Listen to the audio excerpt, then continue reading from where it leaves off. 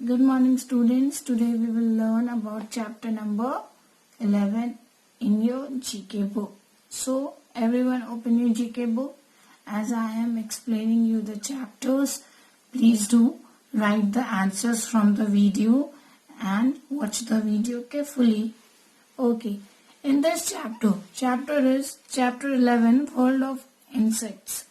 इस चैप्टर में हमको पढ़ना है डिफरेंट इंसेक्ट्स के बारे में जो कि हम नॉर्मल लाइफ में देखते हैं. तो हर इंसेक्ट्स के बारे में हम कुछ स्पेशल पॉइंट्स इसमें रीड करेंगे. Okay. The first one is one of the most dangerous insects spreads sleeping sickness in the world. This one is the one of the most dangerous insects. When it bites, it spreads sleeping sickness in the world. Okay. The answer is tsetse fly. Okay. This one is the most dangerous insect. ये बहुत खतरनाक insect है जो कि जब आपको bite करेगा तो स्प्रेड करता है sleeping sickness in the world. Okay. Now next one is the smelliest insect in the world. जो बहुत ज्यादा स्मेल करता है. ठीक है. बहुत पंजेंट गंदा सा स्मेल करता है. इसका नाम है बॉम्बार्डियर बीटल. बीटल नेचुरली भी स्मेल करते हैं but this type of beetle जिसका नेम है बॉम्बार्डियर बीटल ये बहुत पंजेंट बहुत ज्यादा स्मेल करता है. Okay. Next you can see the pictures over here. It is given arrow mark किया हुआ है और आपको पिक्चर्स भी दिख रहे हैं. Okay. The longest insect reaches up to 64.4 centimetre in length in the world. ये सबसे लंबा इंसेक्ट होता है. इसकी लंबाई बहुत ज्यादा होती है. ठीक है. And it looks like a stick. So the name is stick insect. Okay. The name is stick insect. Next one is the heaviest insect weighs up to 75 grams in the world. एक insect जो कि up to 75 grams in the world weight करता है that is considered as the heaviest one. इसका नाम है giant vita. Giant का मतलब भी होता है बड़ा. ठीक है. Next one is the most poisonous insect in the world. This one is the most poisonous insect in the world. छोटा सा है बट ये बहुत पॉइजनस है. इसका नेम है Maricopa harvester ant. It is an ant. Okay. Next one,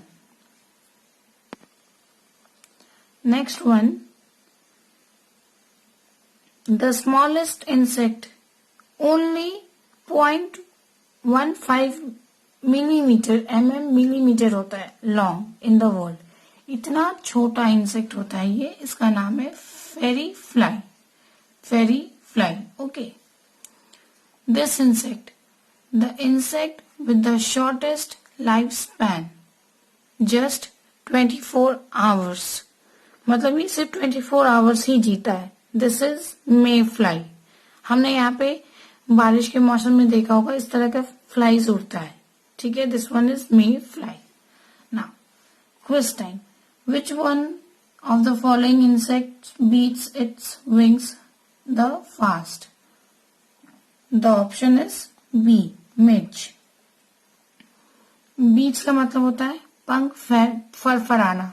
ठीक है. विच one of the following insect has the largest eyes? कोई ऐसा इंसेक्ट जिसका सबसे बड़ी आंख होती है जिसकी आंखें बहुत बड़ी बड़ी होती है.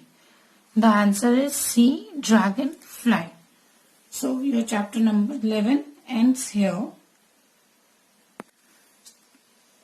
So students, your next chapter is chapter number 13 which is personality development.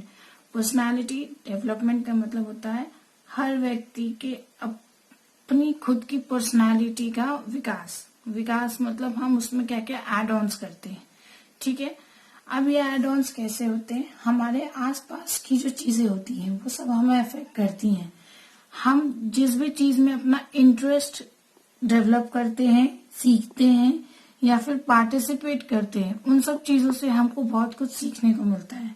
For example, या फिर वो कोई भी क्विज हो जो आप स्कूल में क्विजेस कॉम्पिटिशन्स में आप पार्टिसिपेट करते हो, या फिर क्रिएटिव एक्टिविटीज में आप इन्वॉल्व रहते हो, या फिर स्कूल के स्टेज शोज, ड्रामा, इन सब चीजों में जो भी आपकी इन्वॉल्वमेंट होती है, पार्टिसिपेशन होता है, इन सब से आपके व्यक्तित्व में क्या विकास हो रहा है, क्या क्या चीजें डेवलप हो रही हैं आपकी पर्सनालिटी में, हम वो सीखेंगे इस चैप्टर में।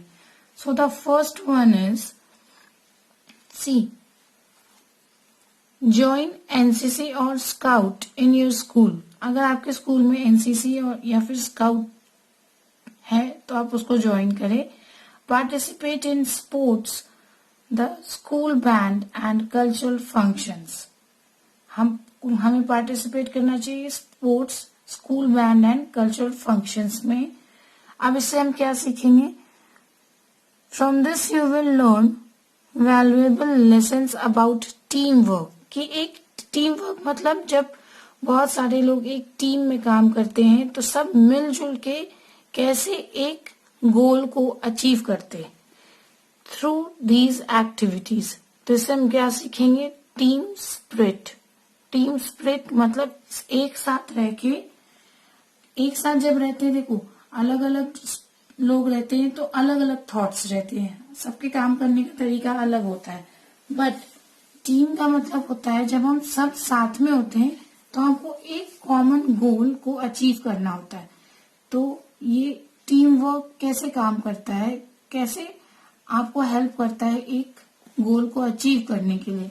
तो इससे हम क्या सीखते हैं? इस एक्टिविटी से हम सीखते हैं टीम स्पिरिट डेवलप करना, हमारी पर्सनालिटी में टीम स्पिरिट डेवलप करना। Okay, next one is with focused efforts every day you can do your best in everything you do without comparing with others।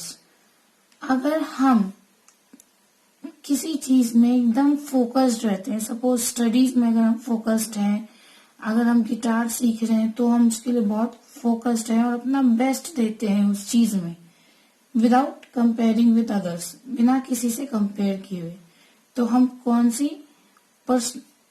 सी चीज को हम डेवलप कर रहे हैं? एक्सीलेंस। ठीक है, इससे हम क्या सीखते हैं? Excellence.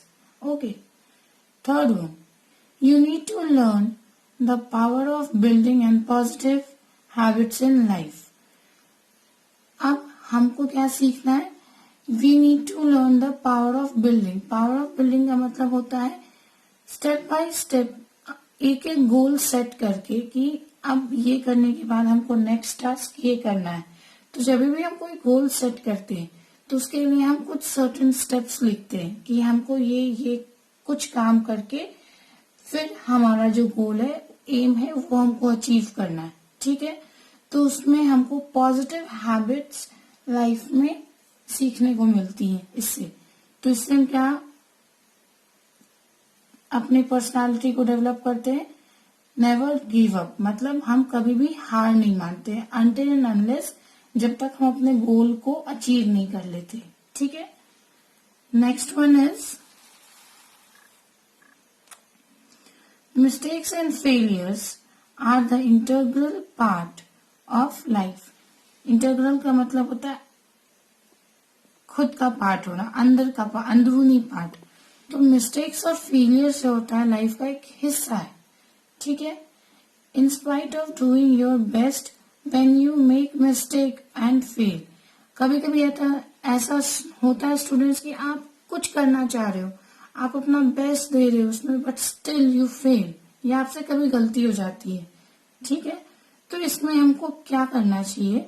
We should always learn from our mistakes and failures and move ahead. इससे क्या करना है? हमको निराश होकर दुखी नहीं होना है, हमको अपनी गलतियों से सीखना है, अपने फेलियर से एक लेसन लेना है कि हमसे ये गलती क्यों हुई और हमें लाइफ में आगे बढ़ना है। ताकि ये ध्यान में रखते हुए आगे बढ़ना है कि जो मिस्टेक हो गई जिस कारण मिस्टेक हो गई अब वो आगे नहीं होगी। तो दिस डेवलप्स कमिटमेंट, ठीक है, this develops commitment. Next one is C. You should always look to solve problems with creative angles. You find solutions to every problem both in your home, in your classroom and at home. इसका मतलब क्या होता है कि इसका मतलब होता है बेटा कि हमको कोई भी जो प्रॉब्लम्स होते हैं उनको जब हम सॉल्व करते हैं, या तो स्टडीज से रिलेटेड हो, एकेडमिक्स से रिलेटेड हो, आप कुछ क्रिएटिव डिजाइन कर रहे हैं उससे रिलेटेड हो, या कोई भी छोटी सी जो भी दिक्कत आती है उनको हमको उसका रिजोल्यूशन, उसका हमको सॉल्यूशंस ढूंढना है। अब सॉल्यूशंस ऐसे होने चाहिए क्रिएटिव तरीके से कि आसानी से आपका काम अकम्प्लिश हो जाए, मतलब आप जो काम करना चाह रहे हो वो कंप्लीट हो जाए और आपको पॉजिटिव रिजल्ट मिल जाए, आपके प्रॉब्लम को सॉल्व हो जाना चाहिए। तो जब कभी भी हम नए तरीके से कोई काम करते हैं, क्रिएटिव एंगल का मतलब होता है जब हम कुछ नया तरीका अपनाते हैं किसी चीज को सॉल्व करने के लिए, कोई काम करने के लिए, तो वो क्या डेवलप करता है, creativity. Next, you should have a burning desire to achieve impossible things, solve all problems, face tough challenges confidently in every situation. We should have a burning desire. Burning desire मतलब अंदर से एक burning desire होना चाहिए, बहुत ज्यादा इच्छा। हमेशा आप हमेशा किसी चीज के लिए एक बहुत ज्यादा स्ट्रॉन्ग डिजायर रखना चाहिए।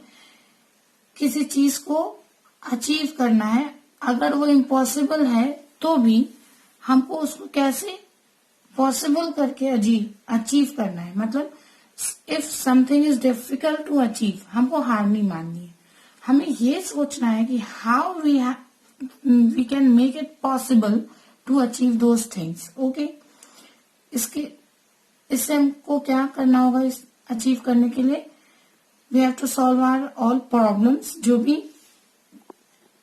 उस गोल को अचीव करने में प्रॉब्लम्स आ रहे हैं वो सॉल्व करने होंगे, सारे चैलेंजेस को फेस करने होंगे कॉन्फिडेंटली इन एवरी सिचुएशन। इससे क्या होता है, इससे हमारी पर्सनालिटी में सेल्फ मोटिवेशन डेवलप होता है, हमारी पर्सनालिटी में सेल्फ मोटिवेशन डेवलप होता है। Okay, next one is quiz time. Take the correct answers. He is the leader of European Union, which as a whole is the world's largest economy. World's का जो largest economy है European union, उनके leader कौन है? The answer is option D, Jean-Claude Juncker. Okay. Next, he is an American activist and humanitarian who became the leader of African American Civil Rights Movement. ये एक American activist है जो कि leader है African American civil rights movement की। ये कौन है, ये कौन थे? इनका नाम है Martin Luther king. The answer is option A, Martin Luther king. Okay, the next, he is the CEO of American Express and the most accomplished leader in global finance. ये कौन है? ये CEO है अमेरिकन एक्सप्रेस के और सबसे ज्यादा accomplished leader है ग्लोबल फाइनेंस में। The option is C, Kenneth I Shannon. Kenneth I Shannon. With this, your chapter number 13 ends here.